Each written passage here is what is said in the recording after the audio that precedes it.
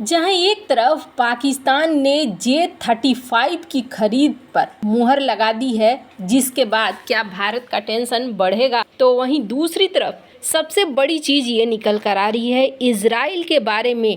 Doctor S Jaishankar ने आखिरकार संसद में एक बयान दिया और जिस बयान में इन्होंने कहा कि इजराइल हमारे साथ खड़ा रहा है।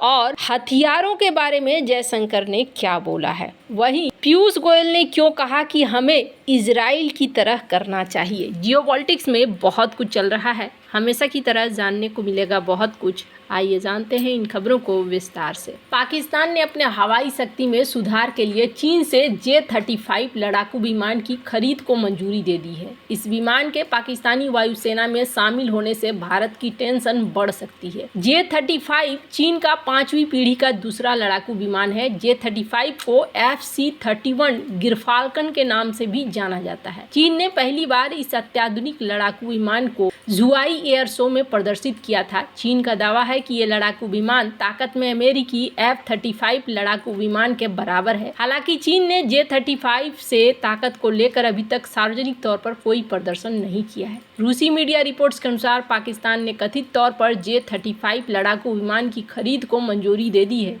इसकी डिलीवरी 24 महीनों के भीतर शुरू होने की उम्मीद है। इससे पाकिस्तानी वायुसेना की ताकत में जबरदस्त बढ़ोतरी होने की संभावना है। हालांकि अभी तक पाकिस्तान में आधिकारिक स्रोतों द्वारा इसकी पुष्टि नहीं की गई है। इसके बावजूद ये माना जा रहा है कि भारत का मुकाबला करने के लिए पाकिस्तान इस विमान की खरीद को मंजूरी दे सकता है। खुद पाकिस्तानी वायुसेना ने भी कहा था कि वो चीन से J-35 की खरीद को लेकर बातचीत कर रहे हैं। वायुसेना प्रमुख air chief marshal Zaheer Ahmed Babar ने 2024 की शुरुआत में संकेत दिया था कि J-35 जल्द ही पाकिस्तान के शस्त्रागार में शामिल हो जाएगा। वहीं सूत्रों का कहना है कि पाकिस्तानी पायलटों ने पहले ही प्रशिक्षण शुरू कर दिया है, खुद को लड़ाकू विमान की उन्नत प्रणालियों और परिचालन क्षमताओं से परिचित करा रहे हैं। इस अधिग्रहण को व्यापक रूप से क्षेत्र में भारत की बढ़ती टेक्नोलॉजी की बढ़त के मुकाबला करने के रूप में देखा जा रहा है। खैर, J-35 से PAF के आधुनिकीकरण में महत्वपूर्ण भूमिका निभाने की उम्मीद है। यह विमान पुराने F-16 और मिराज विमानों की जगह लेगा, जो दशकों से पाकिस्तान की हवाई सेना की रीढ़ बने हुए हैं।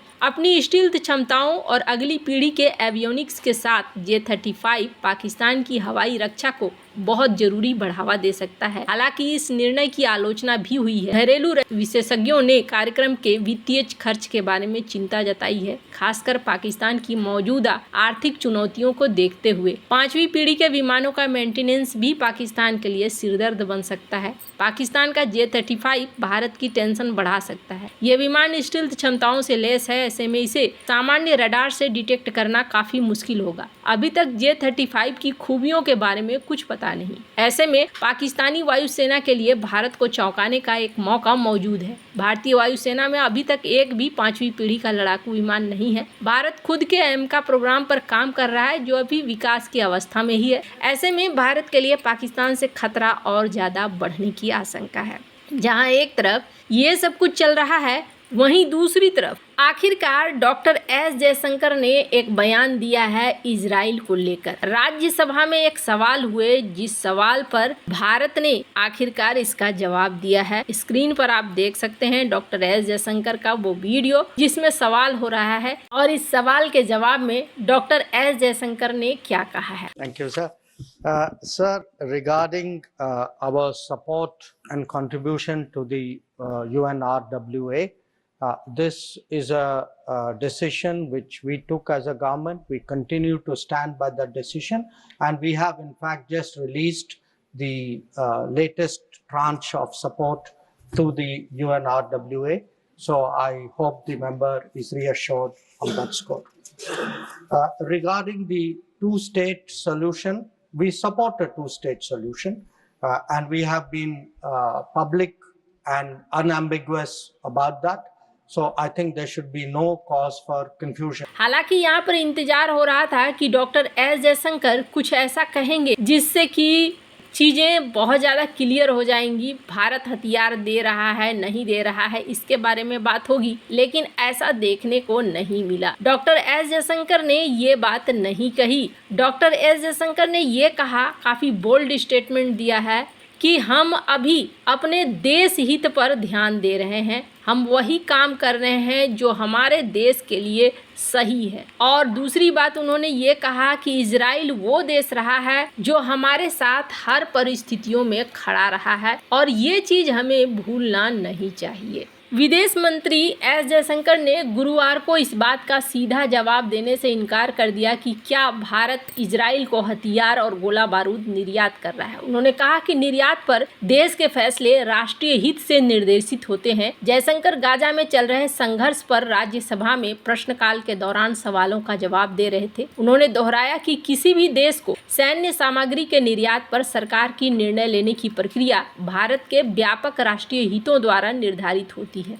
मंत्री ने इजरायली सेना और हमास आतंकवादियों के बीच मानवीय संघर्ष विराम के लिए संयुक्त राष्ट्र महासभा द्वारा लाए गए प्रस्ताव से दूर रहने के लिए भारत के फैसले का बचाव भी किया। संघर्ष की शुरुआत से लेकर अब तक इजराइल को भारत द्वारा हथियारों के निर्यात के बारीकी के बारे में सीपीआई सांसद पीपी सुनीर के सवाल के जवाब में जयशंकर ने कहा कि सैन्य निर्यात से संबंधित जानकारी सार्वजनिक डोमेन में उपलब्ध नहीं है।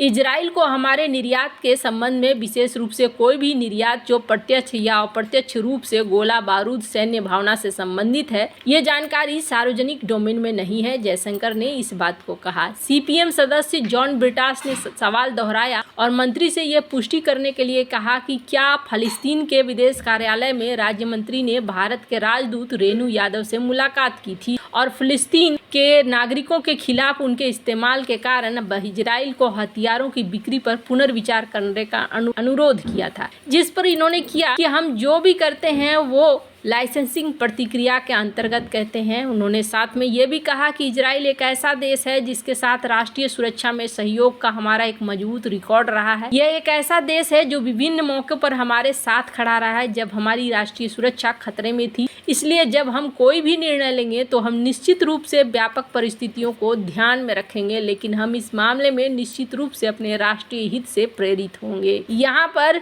बहुत बार घेरने की कोशिश की गई और फिर जयशंकर ने यह भी कहा कि देखिए हम फिलिस्तीन को मदद दे रहे हैं और कई महासभा में ऐसे कई प्रस्ताव आए जहां भारत ने कई के पक्ष में मतदान किया जबकि कुछ को दूरी बनाकर रखा। आमतौर पर जब हम दूर रहते हैं तो इसका कारण ये होता है कि प्रस्ताव संतुलित नहीं होते हैं, प्रस्ताव अधिक विभाजनकारी होते हैं। प्रस्ताव एक मिसाल कायम कर सकता है जिसका हमारे लिए परिणाम हो सकता है और प्रस्ताव के बड़े निहितार्थ होते हैं। उन्होंने कहा कि इस विशेष मामले में हमें लगा कि प्रस्ताव को ठीक से तैयार नहीं किया गया, हमें भाषा को लेकर कुछ संदेह था, हमारी चिंताओं को समायोजित नहीं किया गया, इसलिए हमने मतदान से दूरी बनाकर रखी है। खैर, आपको क्या लगता है, क्या डॉक्टर एस जयशंकर ने सही कहा या नहीं? कमेंट कर अपनी राय जरूर बताएं। जल्द मिलते हैं अगली वीडियो में नई खबर के साथ।